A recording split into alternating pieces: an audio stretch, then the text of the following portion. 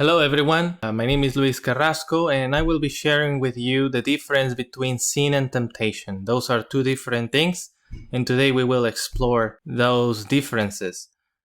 We know temptation is available 24/7 in this world and it's at hand, it's at the door. We are constantly being triggered by the world, by our own passions and desires to do what is contrary to God's Spirit. But the first principle we will learn is that God doesn't tempt anyone. James 1:13 teaches us that when tempted, you and I, no one should say, God is tempting me, for God cannot be tempted by evil, nor does he tempt anyone. In the Greek, the word temptation and test are interchangeably translated with the same Greek word, but we will not get into that today. I just want to make the comment that this particular verse sheds light into our understanding that even though God tests us, he doesn't tempt us. Temptation is only referring to evil, so God doesn't offer us evil. Free cheese is always available in mousetrap. Temptation is a trap, and it's planning to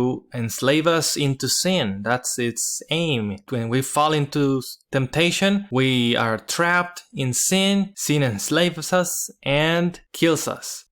So, as we know, temptation can be rejected or we can engage with it. Now, when we engaged with it, we are in sin and therefore spiritually dead. We are living in a fleshly nature and lost from God's presence, lost from hope. We need to understand that sin is whenever we engage with the temptation. Hebrews 4:15 makes an important distinction that we do not have a high priest who is unable to sympathize with our weaknesses, but one who in every respect has been tempted as we are, yet without sin. Jesus was tempted, yet he did not sin. We can be tempted, not every time we are tempted, we are sinning. And as humans, we have weaknesses. Therefore, we will have temptations. But Jesus is there to sympathize with us, to help us, to not fall into temptation. And that is one of the aims. So, temptation will corrupt us. The temptation will change us being another person, being not who God created us to be. When we engage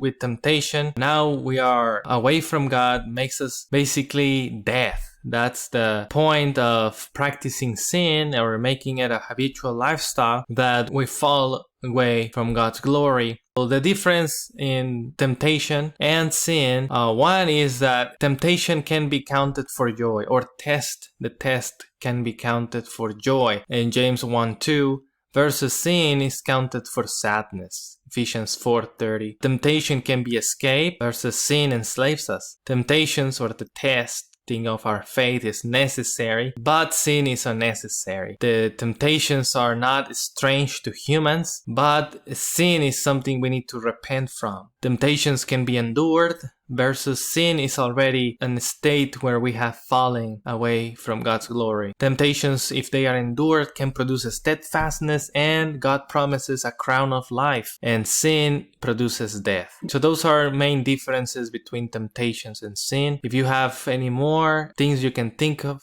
differences between sin and temptation, I would love to read it from you in our Q&A. Thank you.